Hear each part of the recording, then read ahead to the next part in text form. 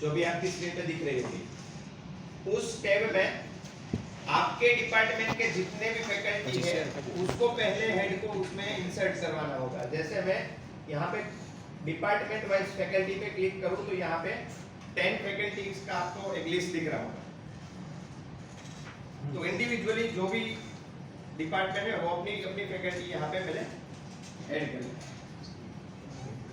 हाँ, अगर कोई ऐसे कोर्स है जिसमें आपका किसी और डिपार्टमेंट से फैकल्टी आपके डिपार्टमेंट में कोर्स ले रहे हैं, टीवी है, वैक है, जो भी है, फर्स्ट ईयर की कोई कोर्स है, एनवायरनमेंट है, तो उन फैकल्टी को भी यहाँ अलोकेशन मिलेगा। वो आपको एक बार अगर नहीं आ रहा है तो हाँ मेहुल भाई को बोल के वो हम जैसे सीएमएस में करवाते हैं, ये हेड का जनरल टास्क है। अभी हम 4 प्रोग्राम है, BBA, BBA, B IT and MBA, तो हम चारों को एक साथ सिलेक्ट करके सभी पे ऐसे कॉलेज दे सकते हैं। अच्छा, कैसे? ऐड फैकल्टी है, वो प्रोग्राम आपको सिलेक्ट करना रहेगा। आपके चाहे के चार प्रोग्राम दिखाई देंगे, एक सिलेक्ट करके उसमें फैकल्टी का नाम, पूरी यूनिवर्सिटी के सभी फैकल्टी के नाम आएंगे, उसको सिलेक्ट करके सेव करना है। तो जो आगे 10 डैशबोर्ड दिखा रहा है उसमें वो ऐड हो जाएगा। चारों प्रोग्राम में आ जाएंगे ना सर? हाँ,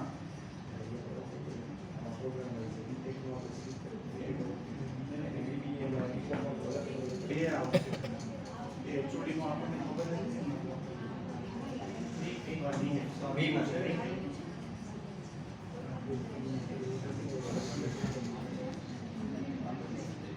first step is department wise faculty allocation. This is for head account. The second step is course allocation. So these are the list of courses. यहाँ पे एक बात ध्यान रखनी है कि भाई जब हम कोर्स एलोकेशन पे जा रहे हैं तो यहाँ पे ईयर, एकेडमिक ईयर वाइज जो कोर्स एप्लीकेबल हुआ है उसकी सीक्वेंस यहाँ डालनी है।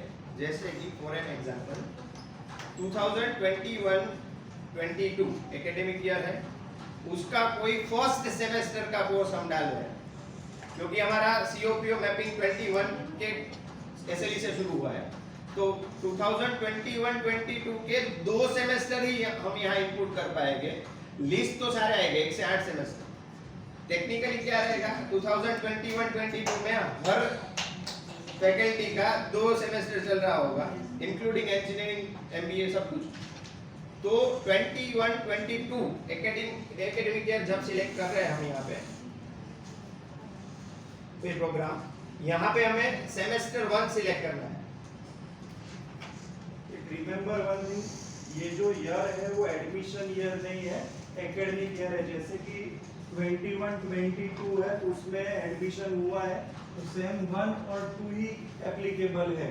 अगर वही बैच थर्ड सेम में आते तो उसका एकेडमिक ईयर हो जाता है 22-23, वही सेम फोर्थ सेम के लिए रहेगा। और वही बैच फाइनल ईयर में आएगी तो 23-24 सेम 5 एंड सेम 6। उसमें लिस्ट में जाते यहाँ इजीली आप कॉल कर सकते हो। सपोज सिविल इंजीनियरिंग यहाँ लिखा है, ये सब्जेक्ट है, it is done by Hardik Pujara, faculty done by. उससे भी आपको पता चल सकता है कि कौन किस फैकल्टी ने कौन सा सब्जेक्ट का सिलेबस पैच किया है। આરામ છે વાત આપણે બધું નાખીને જ બધું ઓકે નાખ્યું જ છે ને સાઈડ અલગ અલગ વિષય નાખેલું છે એ સર બીજું આપણે નાખીએ નાખેલું મેપિંગ માટે તમે નાખ્યું તો નહીં તો બરોબર છે નવું દેખાય છે એસસી બી દેખાય એ અલગ છે बीडीओएस का कंपलसरी के जिसने सिलेबस डाला है वही उसका कोर्स एलोकेशन हम तो बीमार सिलेबस दिया है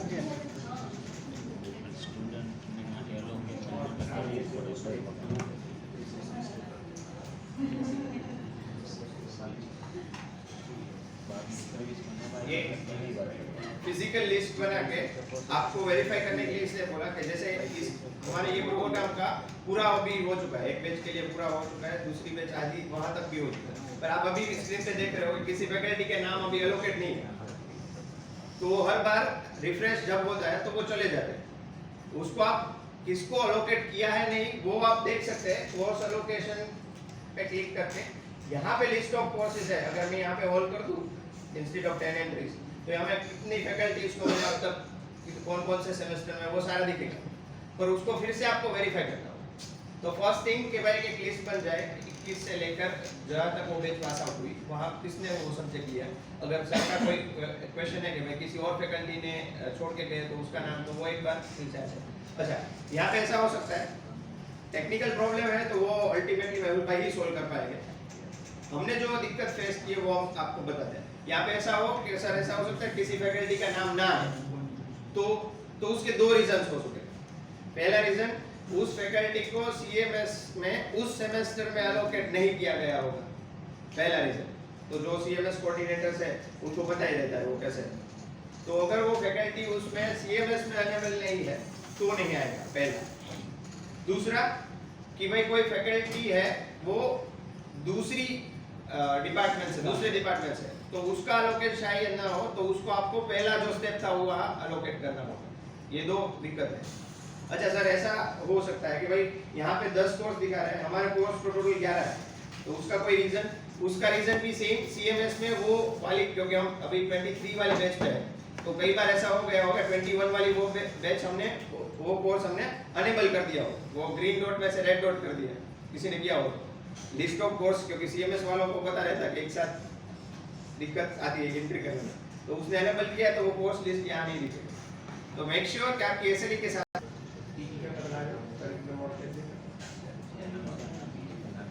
तो मैंने पहले भी कहा कि 3 टैब्स है एचओडी पोर्टल में जहां से ओबी के रिलेटेड कुछ मैपिंग हो सकता है। तो पहला हमने देखा था एकेडमिक वाला टैब, दूसरा हम देख रहे हैं करिकुलम वाला टैब, जहां पे कौन सी फैकल्टी ने कौन सा सिलेबस अपलोड किया है वो वाला यहाँ आपको लिस्ट मिल जाएगा। और ये ओबी का पूरा टास्क नहीं हो पाएगा अगर किसी फैकल्टी ने सिलेबस ही एंटर किया नहीं है।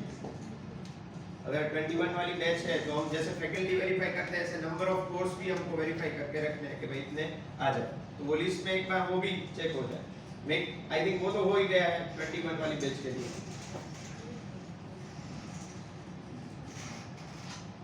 उसी टैब में एक कोर्स स्टेटस, कोर्स कहीं नहीं दिखता, उसका भी एक रीजन है। यहाँ पे जो कोर्स स्टेटस है वो अभी आप देख रहे होंगे जितना भी लिस्ट कोर्स स्टेटस में है उसमें बाजू में 0 0 है, ब्रैकेट में 0 या 0 या 0 है। कई बार ऐसा हो गया सीएमएस में या फिर यहाँ गलती से यहाँ पे अगर आपने किसी बैच को डिसकंटिन्यू कर दिया, ऐसा फैसिलिटी इसलिए है कि मान लीजिए कोई बीबीए का प्रोग्राम है ईएफपी या फिर कोई भी प्रोग्राम जो हमने शुरू करके बंद कर दिया हो जिसके लिए हमको नहीं करना है, कोई एक सब्जेक्ट ऐसा है कि उस प्रोग्राम में भी आता था और अभी रेगुलर कोई प्रोग्राम है उसमें भी आता है, तो हमको ज्यादातर एज ए फैकल्टी भी वर्क करना है, वो है ओबी। तो ओबी वाला जो टैब है उसमें जितने ऑप्शंस हैं अभी हेड पोर्टल में ये सब दिखेंगे, फैकल्टी पोर्टल में 2 ही दिखेंगे, मैट्रिक्स मैपिंग एंड डैशबोर्ड। अगर जब हम फैकल्टी पोर्टल खोलेंगे तो उसमें पहले 2 ऑप्शन ही होंगे। अभी हेड का अकाउंट है तो ये सारे ऑप्शन अभी दिख रहे हैं, तो उसमें ये क्लासिफिकेशन क्राइटेरिया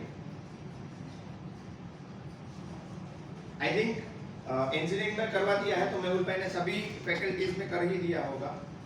अगर नहीं है तो इस तरह आप स्क्रीनशॉट ले सकते हैं या फिर इस तरह सेट करना है for distribution of slow learner, advance learner. ये बाय डिफॉल्ट शायद सेट ही होगा। हाँ, उसमें जैसे सागर सर ने बनाया इट इज कंपलसरी कि सभी जगह वर्जन 1 ही रहे, यहाँ पे भी और इसके नेक्स्ट वाला स्टेप बता हुआ वहाँ पे। सो इट इज सेइंग कि भाई परसेंटेज 0 to 39.39 बिलो 40 उसकी एक कैटेगरी उन्होंने बना दी है, फिर slow learner to advance learner. ठीक है, तो अगर ये हेड वाले में से सेट नहीं है तो सेट कर सकते हैं। And the final step from head account target outcome setup.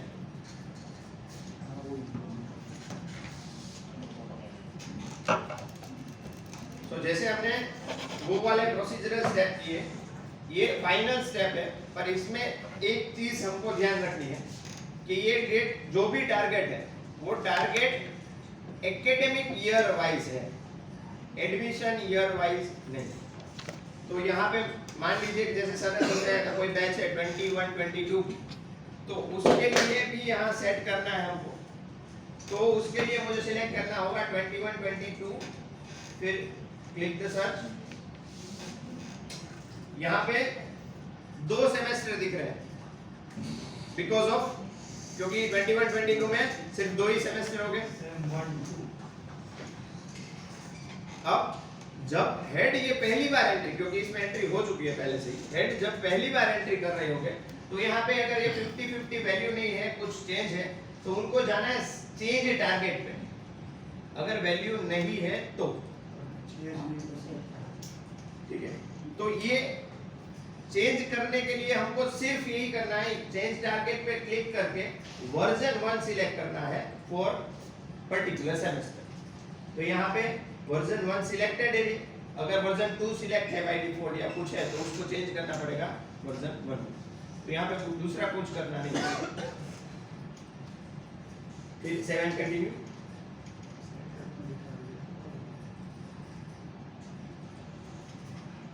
Again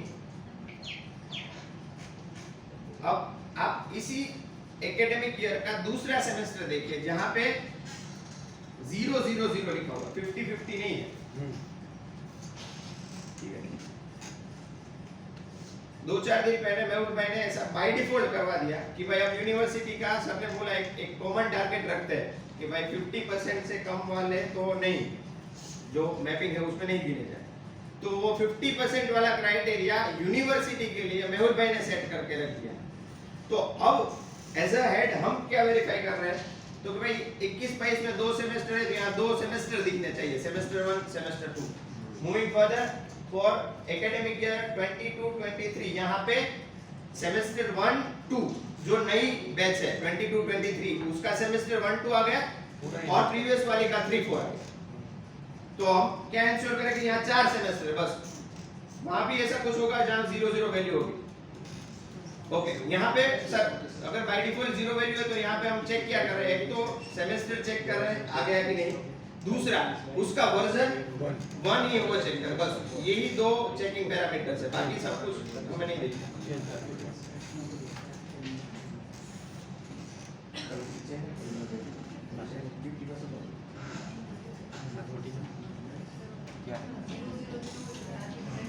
ना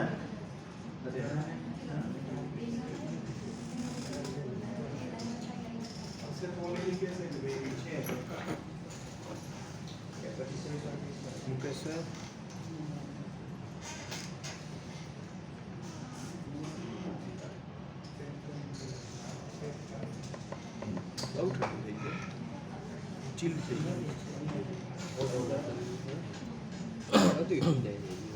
अच्छा सर ऐसा बता रहे हैं कि भाई कोई एकेडमिक ईयर में वो टारगेट सेट नहीं है, वर्जन 1 या फिर कुछ चेंज करना है, वो कहां से करें? तो समरी आ रही है वही नहीं है। अगर आपको पहले से ही टारगेट सेट करने हैं तो उसमें एक ऑप्शन है सेट टारगेट, यहाँ पे कम है अभी जो ग्रीन हो रहा है, तो उस पर क्लिक करके हम कौन से एकेडमिक ईयर, क्योंकि मेरे पास तो सर कहिए ठीक है कि मेरे पास तो पहले से एंट्री की हुई है, अगर आप पहली बार कर रहे हैं तो उस डैशबोर्ड पे कुछ दिखेगा नहीं, तो आपको जाना है set target. Then set target में कौन सा एकेडमिक ईयर शुरू कर रहे हैं आप, कौन से प्रोग्राम के लिए कर रहे हैं, कौन सी फैकल्टी है, उसका कौन सा सेमेस्टर, तो यहाँ से वो आप पूरा सेट कर सकते हैं।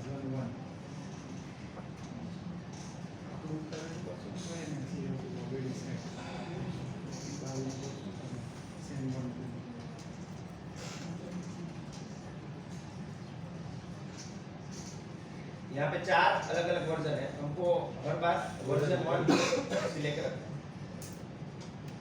क्योंकि ये ऑलरेडी एंटर्ड है, तो उसमें अभी दिमाग आ गया कि ये आप ऑलरेडी एंटर है, आपके लिए वो एंट्री वहाँ पे डैशबोर्ड पे आती है।